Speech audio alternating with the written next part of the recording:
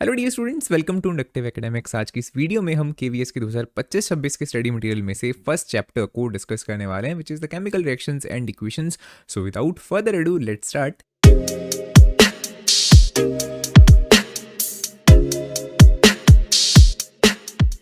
So let's start with some basic terms first. The chemical reaction, इसको अगर define करना हो तो किस तरह से किया जा सकता है। केमिकल रिएक्शन एक ऐसी प्रोसेस है जिसमें एक या ज़्यादा सब्सटेंसेस, जिन्हें आप रिएक्टेंट्स कहोगे, वो कन्वर्ट होते हैं वन और मोर सब्सटेंसेस, जिन्हें हम प्रोडक्ट्स कहते हैं। सो बेसिकली कोई भी केमिकल रिएक्शन हो, उसमें हम यही तो काम कर रहे होते हैं कि किसी भी रिएक्टेंट्स को कन्वर्ट कर रहे होते हैं किसी भी प्रोडक्ट्स में।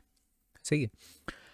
अब कैसे हमें पता लगता है कि कोई ना कोई जो केमिकल रिएक्शन है वो प्रोसीड हुई है? सो आमतौर पे ये कुछ फॉलोइंग करेक्टरिस्टिक्स हमारे पास होते हैं: change in state, change in colour, evolution of a gas, change in temperature and formation of precipitate. एक एक करके सभी की एग्जांपल्स को देखते हैं। The first one is change in state. इसमें आप एग्जांपल ले सकते हो अमोनिया गैस की, NH3, जिसको आप रिएक्ट करवाओगे HCl गैस के साथ। इन दोनों को आपने गैसियस फॉर्म में लिया, these are the reactants, and आपस में रिएक्शन होने के बाद जो आपके पास प्रोडक्ट यहाँ पे फॉर्म बनता है वो बनता है NH4Cl अमोनियम क्लोराइड, जो कि एक सॉल्ट है और जो कि यहाँ पे ऑब्टेन होगा सॉलिड स्टेट में।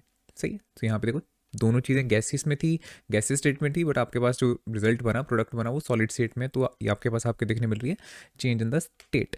उसके बाद change in colour. Change in colour और फॉर्मेशन और प्रेसिपिटेट्स की आप एक एग्जांपल याद रख लो, बढ़िया, जो कि लेड आयोडाइड के प्रेसिपिटेट्स वाली है। इसमें आप क्या करते हो, लेड नाइट्रेट को, सो PbNO3 2 को रिएक्ट करवाते हो KI के साथ, विच इज पोटाशियम आयोडाइड। इसको आपने एक्वियस फॉर्म में लिया, this is also in the aqueous form. जब आपस में रिएक्ट करेंगे तो डबल डिस्प्लेसमेंट डायरेक्शन होगी, आयंस की अदला बदली होगी, और आपके पास यहाँ पे बनेगा एक तो KNO3 पोटाशियम नाइट्रेट एंड साथ में PbI2। ठीक है, इनकी स्टेट को मेंशन कर देते हैं। पोटाशियम नाइट्रेट ऑब्टेन हुआ एक्वियस में, lead iodide will be in the solid state, and specifically जो ये लेड आयोडाइड आपके पास ऑब्टेन हुआ, इसका जो कलर हुआ it will B bright yellow colour. Third one is evolution of a gas. इसमें भी बहुत सारी एग्जांपल्स बनती हैं। एक एग्जांपल तो आप इसी की लिख सकते हो कि जब लेड नाइट्रेट को हम हीट करते हैं, so this is PbNO3 2 and let's heat it, तो हमारे पास जो तीन यहाँ पे सब्सटेंसेस बनते हैं, they are lead oxide, then we have the NO2 nitrogen dioxide, then we have the oxygen gas. ठीक है, तो यहाँ पे this is in the solid form, this is in the solid form, this is gaseous and this is also gaseous. तो यहाँ पे evolution हो रही है गैस की, और बल्कि ना सिर्फ एक गैस की बल्कि दो दो गैसेस की, ऑक्सीजन की भी और नाइट्रोजन डाइऑक्साइड की। Then we have change in temperature. अब चेंज इन टेम्परेचर में आपके पास दो तरह की रिएक्शंस हो सकती हैं। एक तो हो सकती हैं एंडोथर्मिक रिएक्शन एंड एक होती हैं exothermic reactions. Quite it is evident from the names कि जो एंडोथर्मिक रिएक्शंस हैं उसमें हीट एनर्जी को एब्जॉर्ब किया जा रहा है, वो अंदर जा रही है सब्सटेंसेस के, एंड एक्सो का मतलब होता है बाहर, सो हीट एनर्जी यहाँ पे रिलीज की जा रही है ना। तो एग्जांपल्स इसकी लेते हैं। Firstly let's C endothermic reaction में रिएक्टेंट्स को आप हीट एनर्जी दे रहे हो, फिर जाके प्रोडक्ट्स बन रहे हैं। so, एक एग्जांपल इसकी आप ये ले सकते हो कैल्शियम कार्बोनेट वाली। Calcium carbonate being in the solid state, इसमें आपने क्या करा, हीट एनर्जी इसको दी है, राइट, एंड देन आपके पास यहाँ पे बनेगा calcium oxide in the solid state and the carbon dioxide in the gaseous state. ठीक है, this is solid, this is solid and this is gas. Because यहाँ पे हीट एनर्जी आप दे रहे हो सिस्टम को, इस रिएक्टेंट को, इसलिए ये कहलाएगा एक endothermic reaction. And exothermic reaction में क्या होगा, यहाँ पे इन द प्रोडक्ट साइड आपको हीट एनर्जी बाहर रिलीज होती हुई नजर आएगी। इसकी आप एग्जांपल क्या ले सकते हो, you can take calcium oxide, इसी में आप वाटर ऐड करो। सही है, calcium oxide in the solid state, this is water, this is in the liquid form, and आपके पास रिएक्शन के बाद देखने को क्या मिलेगा, किस चीज़ की फॉर्मेशन होती है, स्लेक्ट लाइम की, कैल्शियम हाइड्रोक्साइड की CaOH2, this is in the aqueous form, and साथ में प्रोडक्ट वाली साइड पे यहाँ पे आपको बहुत हीट एनर्जी भी ऑब्टेन होती, रिलीज होती नज़र आएगी। ठीक है, जिस कंटेनर में लेट्स से आप इन दोनों को मिक्स कर रहे हो, ऐड कर रहे हो, वो बहुत ज़्यादा गर्म हो जाएगा। ठीक है, दैट मीन्स ये किस तरह की रिएक्शन है, एक एक्सोथर्मिक रिएक्शन है। सो इन दोनों की एक एग्जाम्पल एटलीस्ट आपको आनी चाहिए। And then at the last formation of precipitate, उसमें भी आप यही वाली एग्जाम्पल लिख सकते हो। ठीक है, बस यहाँ पे लेड आयोडाइड के येलो कलर के प्रेसिपिटेट्स ही फॉर्म हुए हैं। So these are some common examples जिसके बेसिस पे आप इन करेक्टरिस्टिक्स को याद कर सकते हो, एंड आपसे पूछा जा सकता है इन सभी रिएक्शंस में से कुछ एक रिएक्शंस के बारे में। ठीक है, जैसा पूछ लेंगे कोई ऐसी रिएक्शन बताओ जिसमें चेंज इन कलर हो रहा है, कोई ऐसी रिएक्शन बताओ जिसमें चेंज इन टेम्परेचर हो रहा है, वगैरह वगैरह। तो जितनी रिएक्शंस यहाँ पे लिखी हैं they are very very important, इनको अच्छे से आपको लर्न करना है। Then how can you define a chemical equation. Reaction तो हमने समझ लिया कि कोई एक ऐसी प्रोसेस है जिसमें रिएक्टेंट्स प्रोडक्ट्स में कन्वर्ट हो रहे हैं, but what do you mean by chemical equation. So chemical equation का मतलब क्या होता है कि किसी भी केमिकल रिएक्शन को लिखना या उसको रिप्रेजेंट करना सिंबल्स की फॉर्म में। बिकॉज जब भी हम किसी केमिकल इक्वेशन को लिखेंगे, these are all the chemical equations, इसमें हम सिंबल्स लिख रहे हैं। जैसे हाइड्रोजन नहीं लिख रहे पूरा, सिर्फ एच लिखा। क्लोरीन पूरा वर्डिंग में हमने इस तरह से नाम नहीं लिखा, सिर्फ Cl लिखा है, उनके सिंबल्स को लिखा है। ठीक है, तो जब हम किसी केमिकल रिएक्शन को रिप्रेजेंट करते हैं in the terms of symbols and their chemical formulae, तब हम उसको क्या कहलाते हैं, we call it a chemical equation. सही है, रिएक्टेंट्स एंड प्रोडक्ट्स को जब हम सिंबल्स एंड केमिकल फॉर्मूला की सेंस में उनकी टर्म्स में लिखते हैं, तब उस केमिकल रिएक्शन को क्या कहा जाता है, केमिकल इक्वेशन कहा जाता है। सो ये डेफिनेशंस कई बार बहुत इंपॉर्टेंट बन जाती हैं अगर आपको कई लिखने को आ जाए एग्जाम में।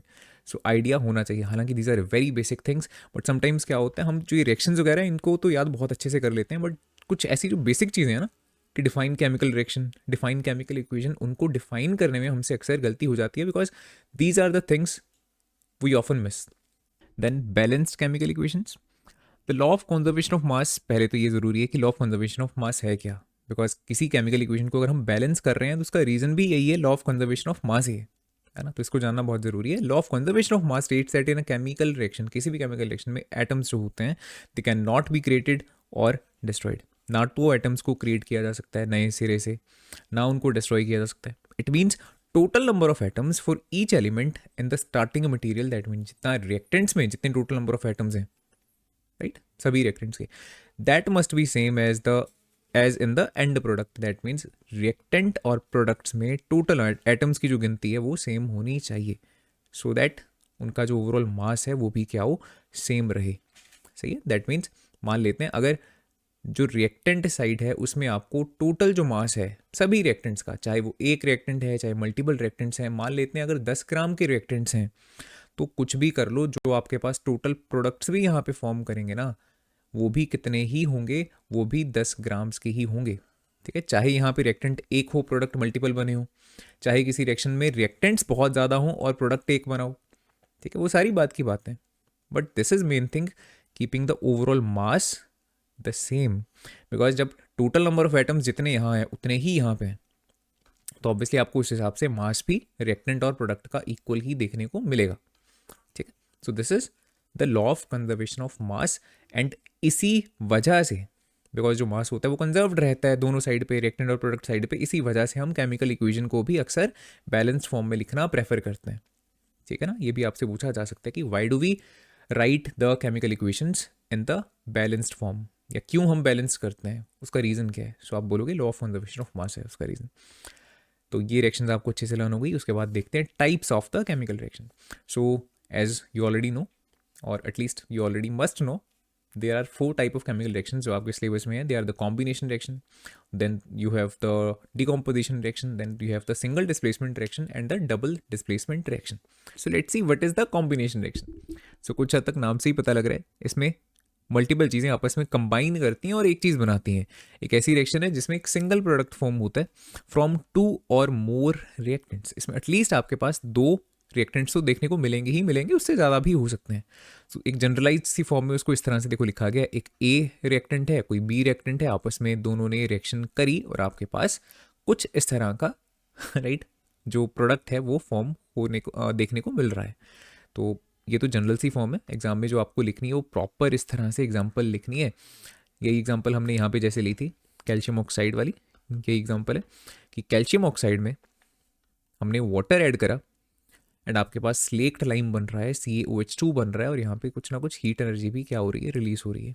अब आप देखोगे जो कैल्शियम ऑक्साइड और वाटर है यहाँ पे, दैट मीन्स दो रिएक्टेंट्स हैं, बट जो प्रोडक्ट है वो सिर्फ यहाँ पे एक ही प्रोडक्ट देखने को मिल रहा है, जो कि क्या है, यहाँ पे स्लेक्ट लाइम है, जो कि कैल्शियम हाइड्रोक्साइड है।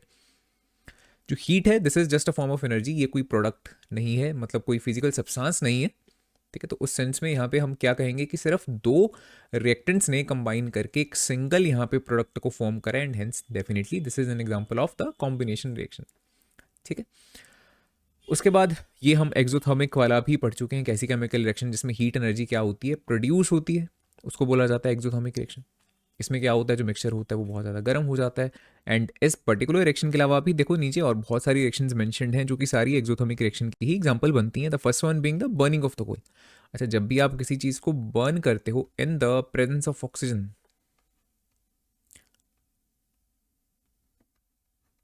तो बेसिकली उस पर्टिकुलर रिएक्शन को एक और नाम से भी जाना जाता है, we call it combustion reaction, ठीक है। उस चीज़ की क्या हो रही है, कंबशन हो रही है, मतलब बेसिकली वो जल रहा है।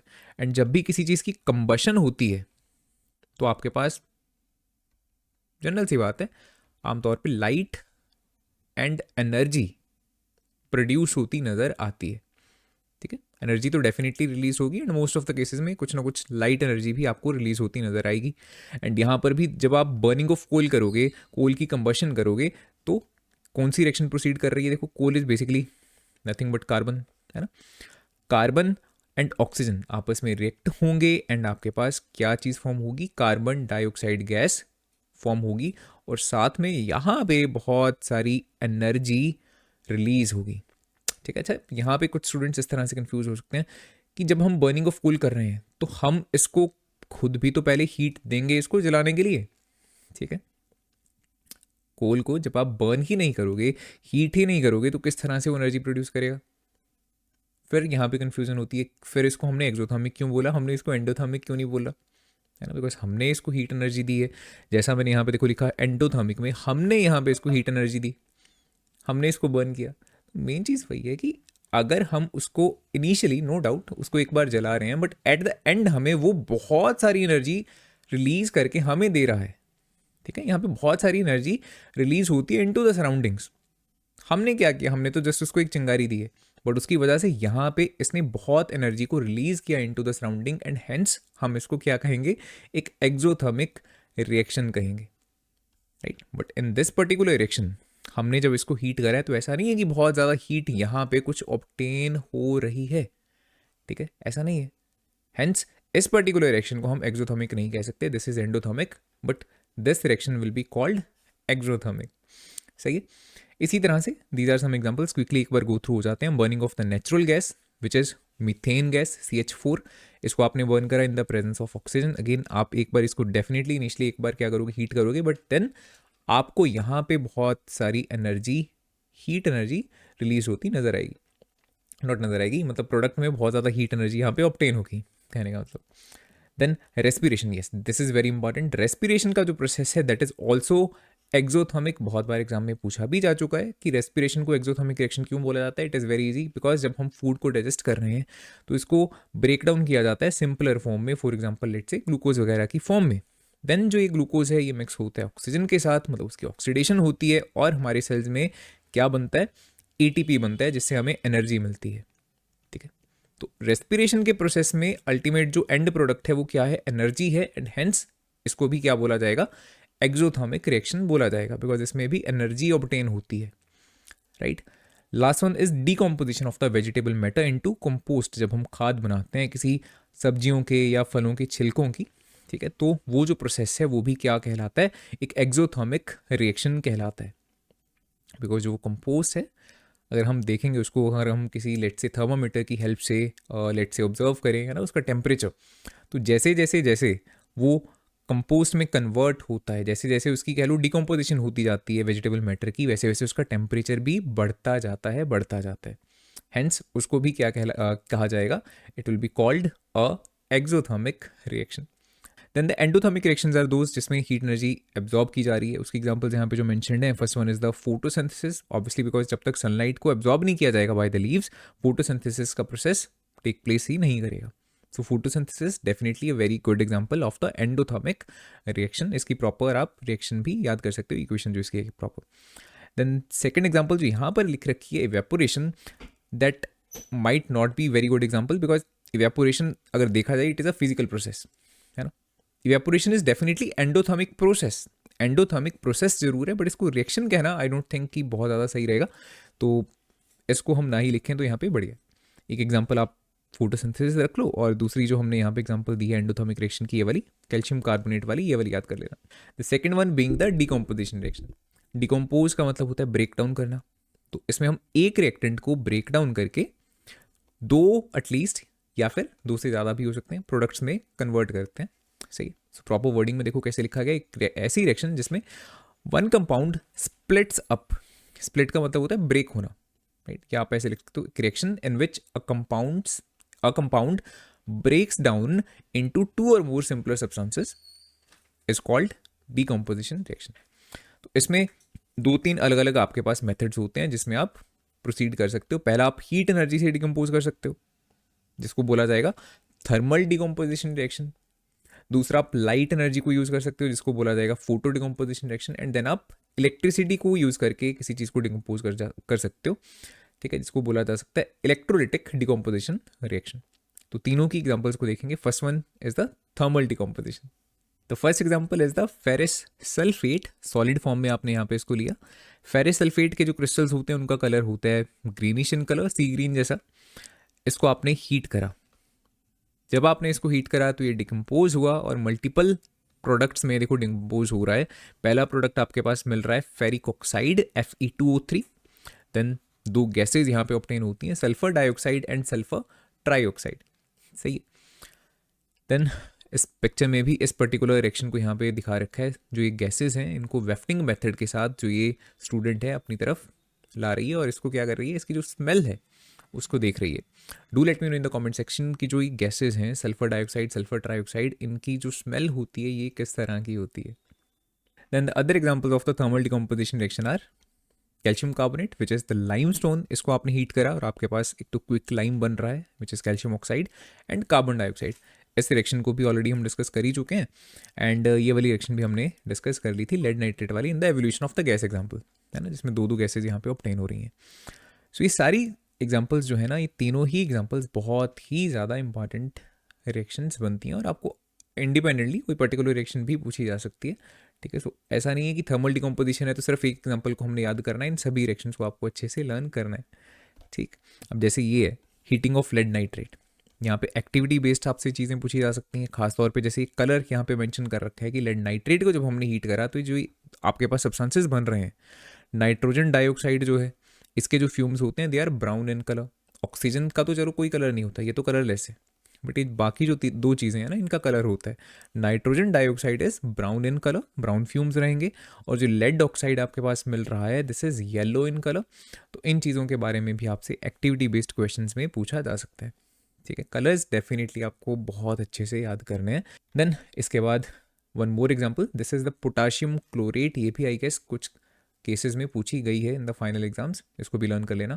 पोटाशियम क्लोरेट जिसका फॉर्मूला बनता है KClO3, इसको हम हीट कर रहे हैं और आपके पास KCl मिल रहा है, it is a salt potassium chloride, और यहाँ पे ऑक्सीजन गैस की फॉर्मेशन हो रही है.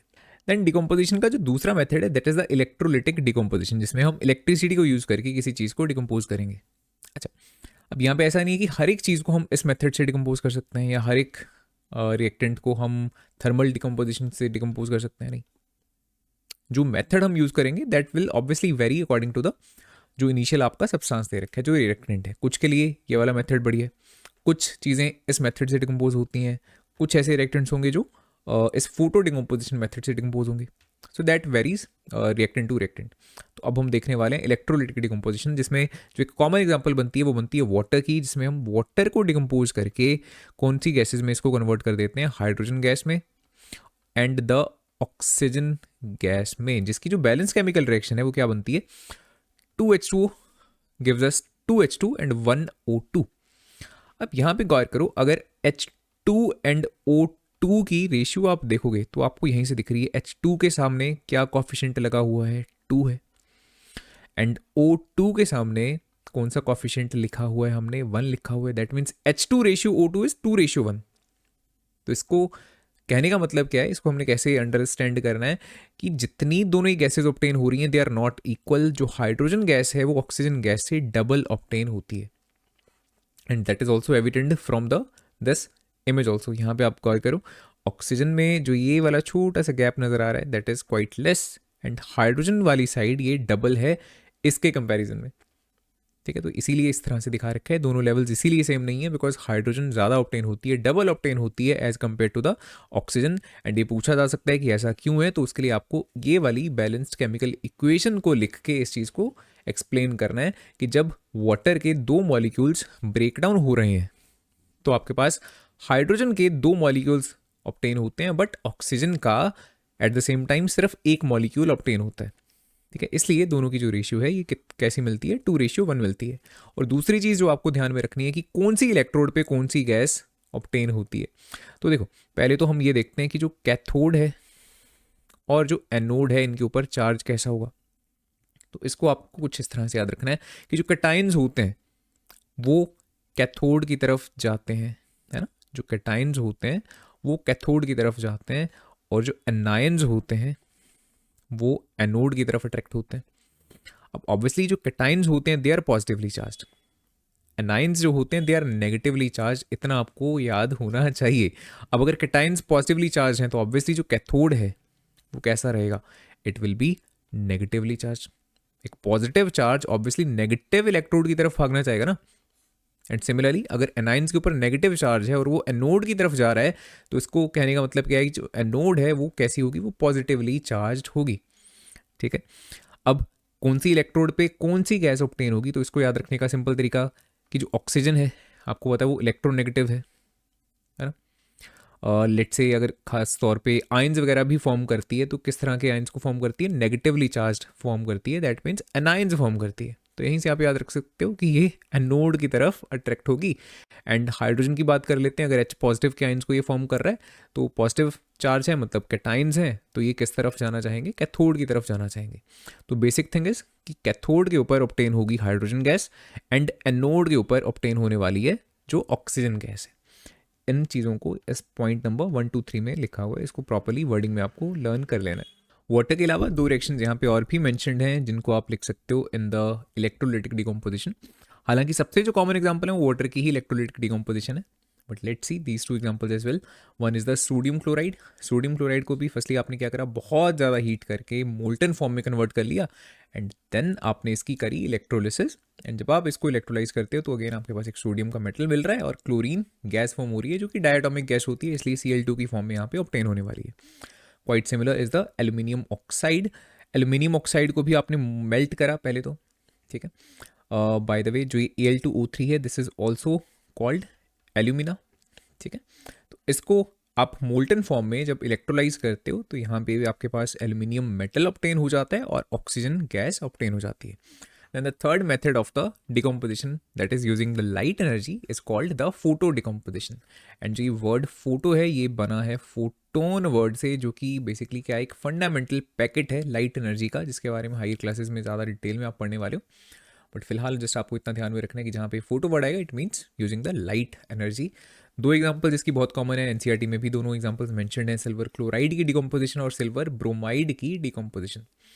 दोनों को जब आप सनलाइट में रखते हो तो यूजिंग द लाइट एनर्जी ये डिकम्पोज होके सिल्वर मेटल को फॉर्म करती हैं, एंड इस डायरेक्शन में Cl है सो क्लोरीन गैस बन जाती है, एंड इसमें Br है तो ब्रोमीन गैस फॉर्म हो जाती है। दोनों ही गैसेज जो हैं ये डायटोमिक मॉलिक्यूल्स हैं, तो Cl2 Br2 की फॉर्म में यहाँ पे रिलीज होने वाली हैं।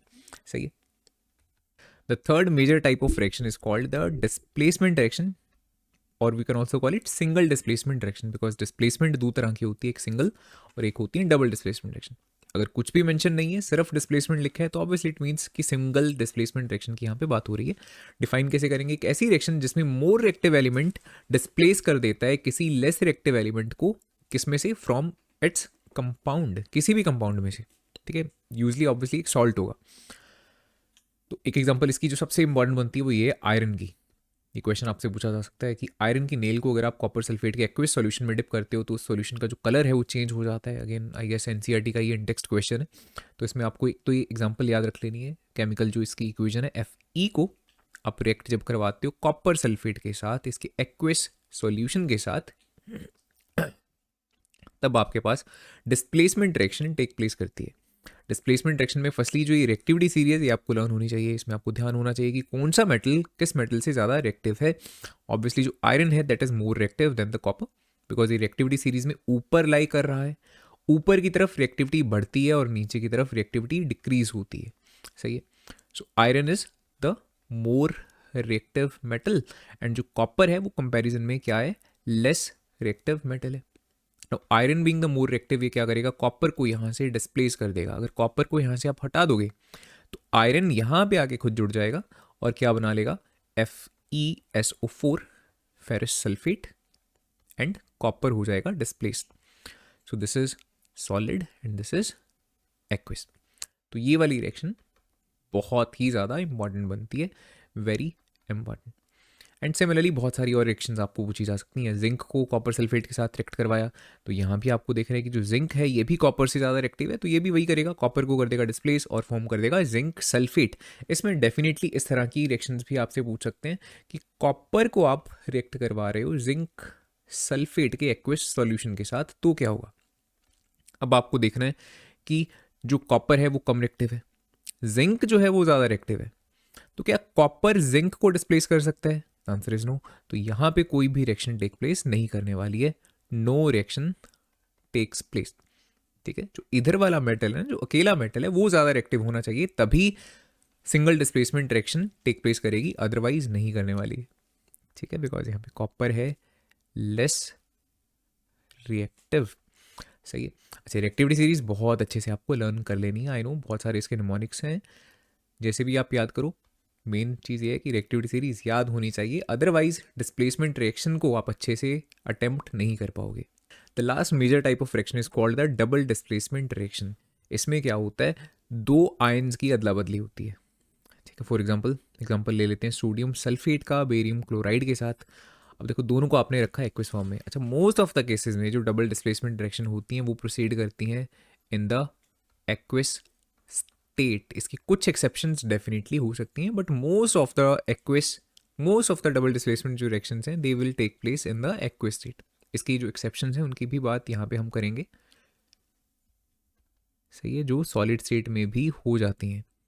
ठीक, but firstly let's see sodium sulphate barium chloride, दोनों ही आपके रिएक्टेंट्स एक्विस फॉर्म में आपने लिए। ठीक है, वाटर में, दैट मीन्स आपने इनको डिसॉल्व करा, दोनों डिसॉल्व हो जाते हैं, वाइट इन कलर रहते हैं। ठीक है, अच्छे से डिसॉल्व हो जाएंगे। जब आप इन दोनों को आपस में मिलाओगे, दोनों को रिएक्ट करवाते हो, तो आपके पास क्या क्या फॉर्म हो रहा है यहाँ पे। एक तो सोडियम क्लोराइड बन रहा है, ये तो वाटर सॉल्युबल डेफिनेटली है, हमें पता है कॉमन सॉल्ट है, तो ये एक्विस फॉर्म में अब ऑब्टेन हो जाएगा। बट साथ में जो यहाँ पे बन रहा है वो बेरियम सल्फेट है। This is you are getting in the solid state.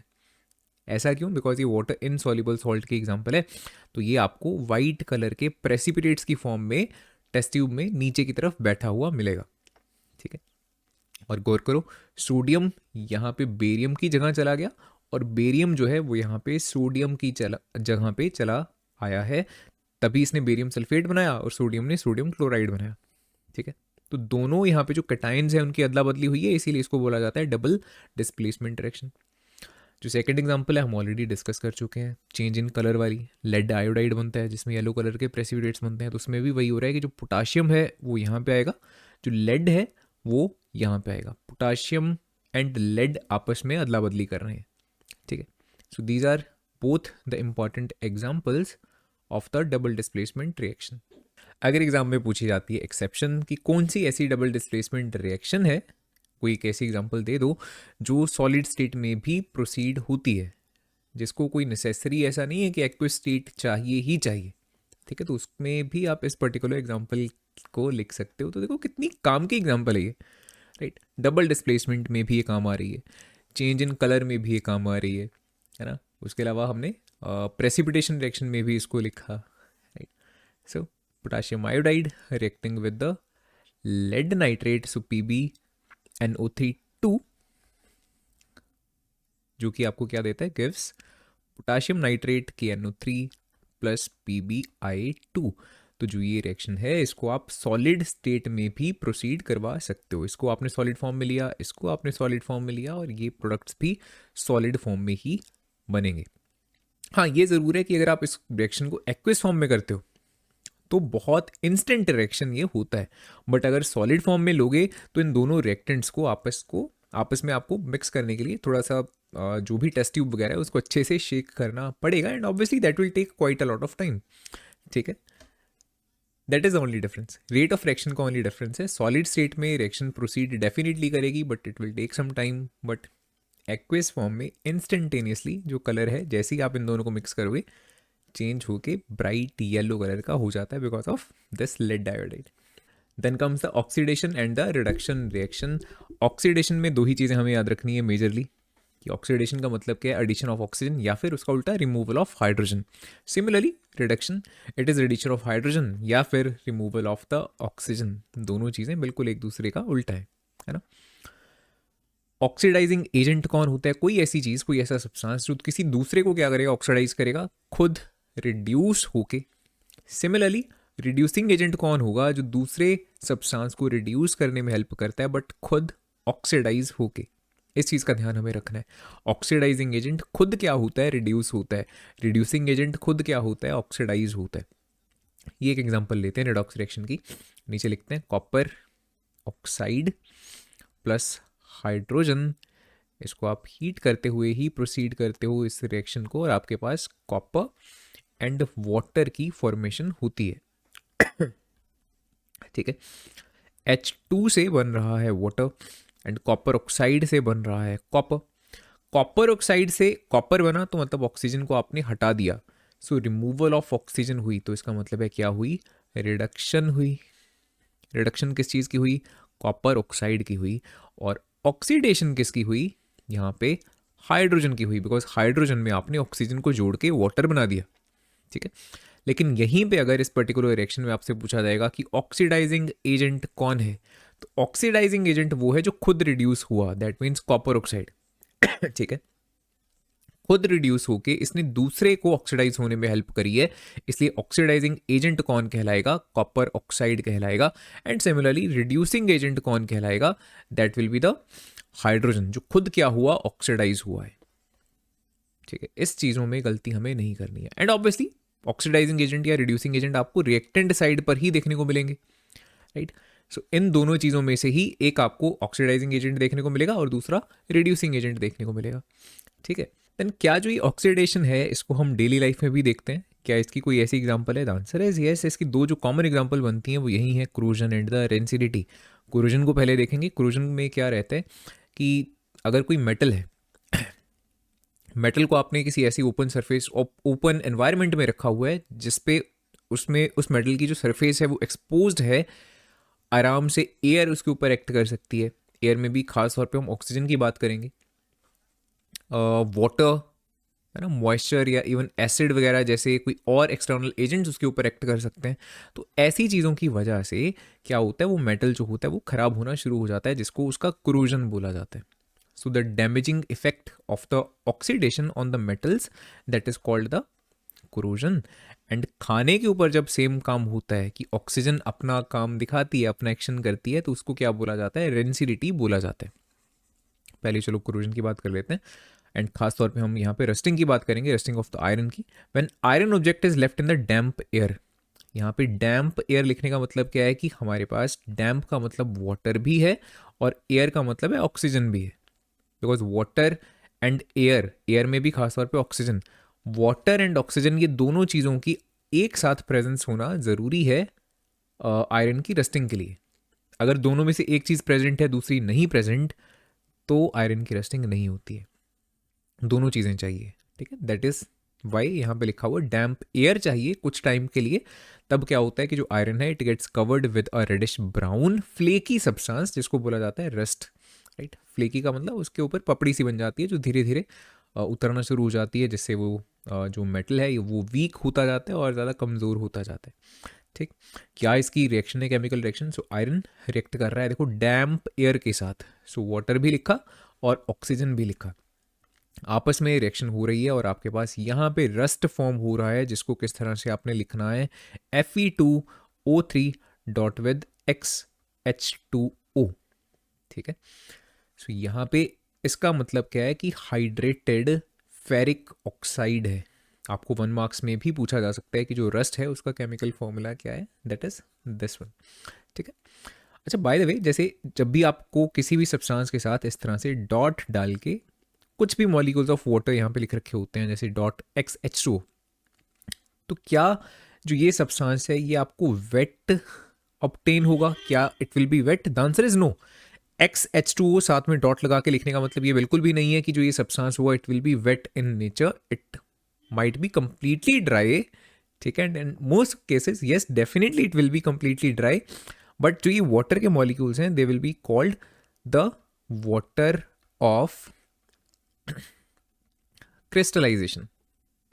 ठीक है, एंड जो वाटर ऑफ क्रिस्टलाइजेशन है उसको गीला करने का काम नहीं कर रहे हैं, they are completely connected with this particular let's say crystals of the ferric oxide. ठीक है, ये अंदर लेटिस में एक पर्टिकुलर तरह से अरेंज्ड होंगे जो कि बिल्कुल भी उसको गीला नहीं कर रहे होंगे, that is for sure. And then at the very end we have the rancidity, जिसे हम डिफाइन कर सकते हैं, इट इज एरियल ऑक्सीडेशन। सिर्फ ऑक्सीडेशन भी लिख सकते हो, एरियल ऑक्सीडेशन का मतलब भी वही है कि हवा में प्रेजेंट जो ऑक्सीजन है उसकी वजह से ऑक्सीडेशन हो रही है। किस तरह के फूड आइटम्स की? जिसमें फैट है, ऑयल है, एंड इसकी वजह से खाने का जो स्मेल है एंड जो टेस्ट है वो बिल्कुल भी अच्छा नहीं रहता, वो अनप्लेजेंट हो जाता है। ठीक है, बहुत ख़राब हो जाता है। इसी प्रोसेस को हम क्या कहते हैं? रेंसिडिटी कहते हैं। अगर हम चाहते हैं कि जो खाना है वो रेंसिड ना हो सके, ख़राब ना हो, जिसमें फैट एंड ऑयल्स रहेंगे, तो उसको बचाने के कौन से तरीके हो सकते हैं? हमारे पास 3-4 मेथड्स हैं। The first one is by adding the antioxidants. आमतौर पे जो पैकेज्ड फूड है उसमें ये चीज़, ये प्रोसेस को किया जाता है। Some antioxidants are these BHA and BHT। इनकी फुल फॉर्म अगर याद होती है तो बढ़िया है, लर्न कर लो, बट सिलेबस का पार्ट इटसेल्फ देखा जाए तो डायरेक्टली नहीं है, and there are very less chances कि इनकी फुल फॉर्म आपसे पूछी जाए, but at least short form learn कर लेना, आई सजेस्ट। ठीक है, देन उसके बाद second is by storing the food in the air tight containers. उससे क्या होगा कि जो ऑक्सीजन है फूड आइटम्स तक पहुंचेगी नहीं और उसकी ऑक्सीडेशन नहीं होगी, तो ऑब्वियसली उसकी रेंसिडिटी भी नहीं होगी। Third is by packaging the food containing oil and fat in the nitrogen gas. जिस तरह से जो चिप्स के पैकेट्स होते हैं उनमें नाइट्रोजन गैस को फ्लश किया जाता है for the same reason, so that जो ऑक्सीजन है वो अंदर तक ना पहुंच पाए, और स्पेसिफिकली जो नाइट्रोजन है वो वैसे भी अनरिएक्टिव गैस है, वो चिप्स के पैकेट्स के साथ रिएक्ट नहीं होगी, ना ऑक्सीजन को अंदर आने देगी, जिससे क्या होगा, फूड की ऑक्सीडेशन नहीं होती है एंड हेंस वो रेंसिड नहीं होते हैं। And the last point is by keeping the food in the refrigerator. उससे भी वही होगा, एक तो ऑक्सीजन गैस डायरेक्टली फूड तक नहीं पहुंच पाएगी, एंड उसी के साथ साथ एक और चीज़ है, रेफ्रिजरेटर में रखने का बेनिफिट ये भी होता है कि जो माइक्रोबियल एक्शन है, जो बैक्टीरियाज वगैरह हैं या कुछ है, उनका जो एक्शन है वो भी क्या होता है, साथ साथ रिड्यूस हो जाता है ना, तो वो भी रिड्यूस हो गया, ऑक्सीजन भी आपने पहुंचने से क्या कर दी, स्टॉप कर दी, एंड हेंस जो फूड है काफ़ी लंबे टाइम तक खराब नहीं होता है। उसकी जो ऑक्सीडेशन है, उसकी जो डेंसिटी है वो आप प्रिवेंट कर सकते हो इनमें से कोई भी मेथड को यूज़ करके।